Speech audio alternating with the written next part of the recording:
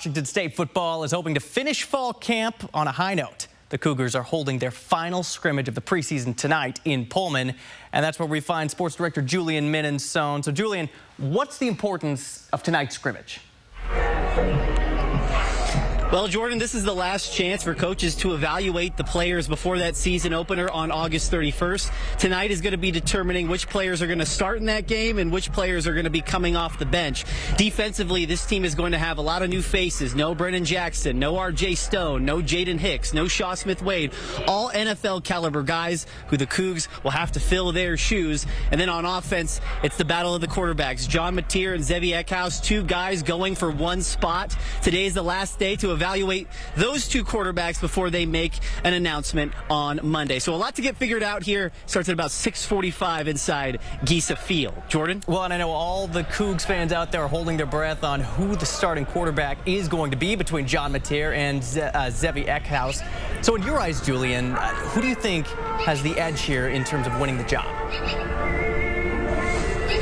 Well, based off what I've seen, John Mateer has the slight edge, at least right now. Look, he had a cheat sheet or a Sparks Note version of the playbook coming back from this team from last season. He has rapport with the guys in the locker room already. He has a strong arm, and he displayed that in the last couple of fall camp practices. He was better than Zevi at that department, and he's the better runner. He was used in a lot of situational down and distances, so he's very versatile. So if I was a betting man, which I'm not, Jordan, but if I was, I would expect that on Monday, John Mateer would be named the starting quarterback for the Washington State Cougars here in 2024. Well, and there is a lot riding on this season, Julian, for Washington State. I mean, talk about the pressure on this team to succeed.